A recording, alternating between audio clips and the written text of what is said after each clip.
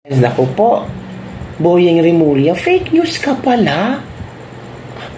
I don't know kabibig ha, pero ang ICC spokesperson na si Dr. Fadiel Abdallah nagkomento hinggil sa di umano'y warrant of arrest ni Bato de la Rosa. Wala daw. Wala, no.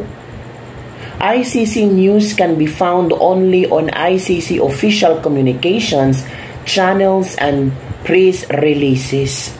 On the confirmation on the arrest warrant from the ICC against Senator Roland Bato de la Rosa. So wala.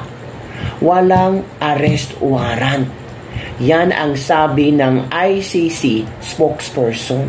Isaan pa niyang galing yung istorya ni Boyeng Rimulya na very confident siya. Na sabi niya, oo, meron nang pinalabas na ICC warrant of arrest. Diba? Pati nga ang DFA. Ha? Nagsalita na rin na wala. Walang warrant of arrest, mga kabibig. Bakit? Ano ba nangyari, kabibig? O? Diba? Ito ang sabi, mga kabibig, nasa ba yun? The Department of Foreign Affairs and the Philippine Embassy in The Hague clarified that they have not received any warrant of arrest or related documents from the International Criminal Court amid reports that an arrest warrant has been issued against Senator Roland Bato de la Rosa. Pero alam mo, kabibig, posible ding merong warrant of arrest. Remember, nung Pangulong Duterte, sekreto yung pinasabong nila, na-shock na lang tayo. 'Di ba? Hindi pinaalam ng tao. Tapos, yung find out ni Senator Amy Marcos, wala parang red notice. Sila lang ang nagdakip kay Pangulong Duterte. Yung mga group effort, mga kabibig. 'Di ba? Alerke, no? Nakita nyo naman na, sabi na ng ICC spokesperson na walang ICC warrant. Yung ICC warrant na yan ay makikita yan sa ICC official communications channels and press releases. So, wala namang press release tungkol sa ICC warrant of arrest para kay Bato de la Rosa. Di na napahiya si Boyeng Rimulya. Sabi ng iba, dapat ba talaga si Boyeng Rimulya maging ombudsman? Fake news peddler siya. Halak. At bakit si Boyeng Rimulya? Bakit siya ang nagbalita? Iba na ba?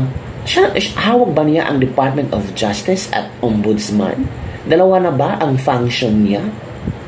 Kasi parang he cannot let go as Secretary of Department of Justice kasi itong mga istorya na ito, itong warrant of arrest sa DOJ to at DILG.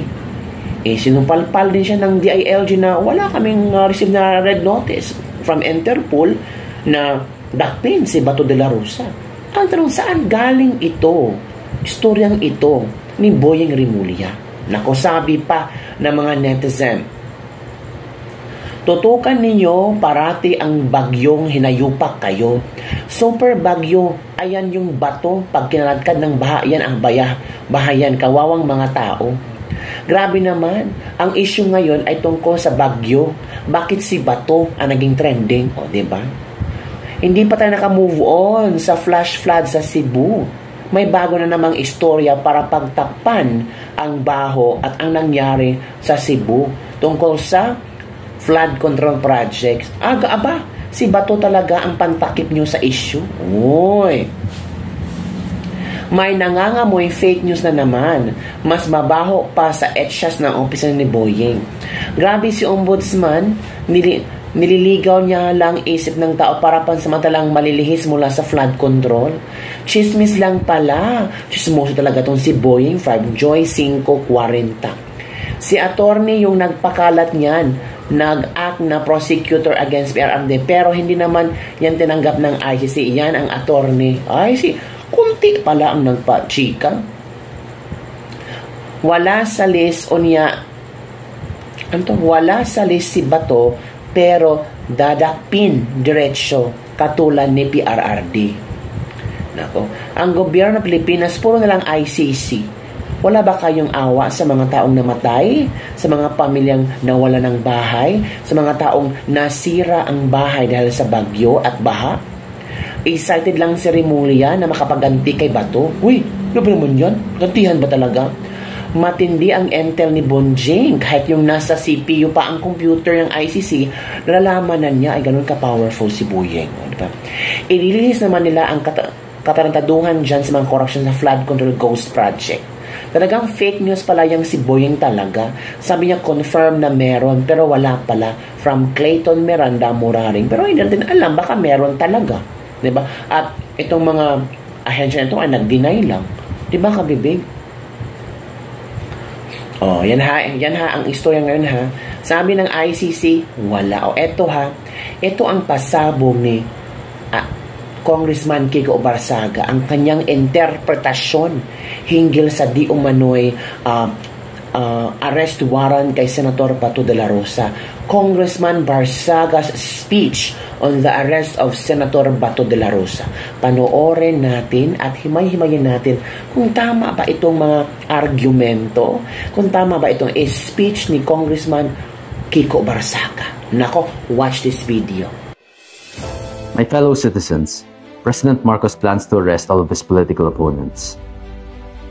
Earlier today, Marcos issued an arrest warrant against Senator De La Rosa, an ally of former President Duterte, which President Marcos is also arrested. But it will not stop there.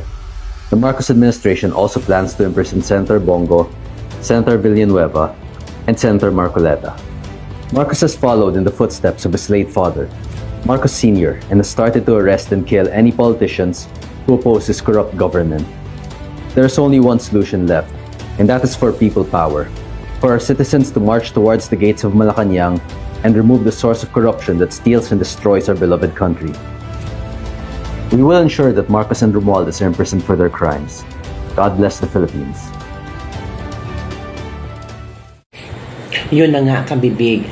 Sabi ni Congressman Kiko Barsaga, planong arestuhin ni Pangulong Marcos ang lahat na kayang mga kalaban sa politika. Kaninang umaga, naglabas siya ng arrest warrant laban kay Senator Bato de la Rosa, kakampi ni dating Pangulong Duterte. Ngunit hindi yan magtatapos. Plano ring Marcos administration na ipakulong sina Senator Bongo, Villanueva at Marcoleta. Hoy, totoo ba ito? Grabe naman ito. Grabe ang intel ni Grabe ang intel ni Kiko Barsaga. Pati si Senator Bongo, si Marcoleta at Villanueva gustong ipakulong ni BBM, Marcos administration. Nako mga kabibig, ano ang iyong komento hinggil dito? Nakabahala ito lalo sa mga supporters, di ba? Ito ang komento nila ha.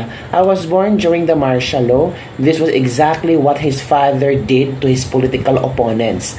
History repeating itself. So Marcos will eventually be deposed as well. Oh, he's copying what his parents did. So what's next? Martial law na ba? Hala. Dapat ang mga adik at magnanakaw ang kabanang bayan ang makulong. We shouldn't just be keyboard or keypad warrior. Let's all come and join forces with INC members. Baka nagrally ang INC kasi alam nila na pwedeng makulong si Marcoleta. Kasi sabi ni Kiko Barsaga, ngunit hindi pa yan nagtatapos yung warrant of arrest ni Bato. Baka ito yung panimula ni BBM. Plano rin daw ni BBM ng Marcos administration na ipakulong sila Bongo, Villanueva at Marcoleta. Baka ito ang rason kung bakit magrarally ang INC. Kasi hindi naman lahahayaan na makulong si Marcoleta. Di ba kabibi? Ay nako, hindi tanga ang mga taong inakusahan niya, baka siya naman ang balingan at mapadali ang termo niya bilang presidente. Nako, parang nakikita natin ba na ang gulo-gulo ng Pilipinas? People power na agad, huwag nang antayin ang posibleng martial law. Martial law is coming, father like son. Ano sa palagay ng kabibig, magkaroon kaya ng martial law ang Pilipinas? Kaya ipapaaresto yan si Senator De La Rosa dahil may plano siya na ibalik ang bitay sa mga taong magnanakaw, mga buwaya. Natakot sila baka Baka kasali sila, mabitay, kaya inunahan na si Bato, ipaaresto yan na ang batas ng Pinas. Ngayon kaya taga Luzon, mag-people power na kayo, huwag na kayong magdalawang isip, huwag isali ang mga taong walang ginawa, kundi manira lang sa lansangan, lusobin nyo kung saan magtanong yung kabibig. Pwede din ang reaction ni ano ba? Ni Leogardo Casanova, baka pwede din siya kasi takot yung mga magnanakaw. Kasi talagang, ang sabi ni Bato, bibitayin ang mga tawag dito, yung mga politiko na may kaugnayan sa Curaco, plunder cases, at mapatunayan talagang nagnakaw, bibitayin. Baka doon sila takot kabibig. Kaya inunahan nila si Senator Bato de la Rosa. Ay kailangan si Bato mapunta sa ICC. Oy, kasi kung magkaroon ng resolution at maraming agree dyan, ay delikado tayong mga politikong mga nagnanakaw. Posible kabibig. Ramdam ko, posible yun yung mga posibleng mga rason nila ba? Diba? Ito pa dapat umaksyon ng taong bayan, sabi ni Efren Familaran. Ito pa, mas masahol pa sa kanyang ama kasi ang ama niya sobrang talino, ang anak niya sobrang bobo. Uy, sabi ni Rolando M. Danduan Jr. It is not issued by the court in the Philippines. Understanding difference will make it better. The apple doesn't fall far from the tree. Yan ang mga komento ng ating mga... Ikaw kabibig, ano ang inyong mga haka-opinion? Hingi